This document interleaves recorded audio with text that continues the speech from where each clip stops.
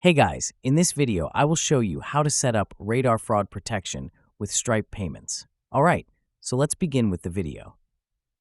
First, open up your preferred browser and type in stripe.com.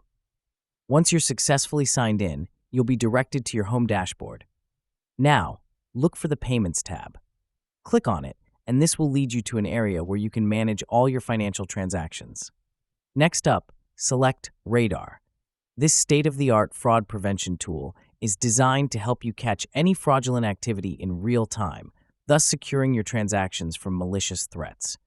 When you're in the Radar area, click on Rules. Here you'll find a comprehensive set of options to tailor fraud protection that fits your needs. To access the block rules, scroll down a little. You'll notice 3 small dots somewhere near the Block Rules section. Click on these dots. They will reveal additional settings and options that you can adjust. Finally, look for the option to enable your chosen settings. Once your selections are in place and enabled, your Radar fraud protection will be up and running. And that's it.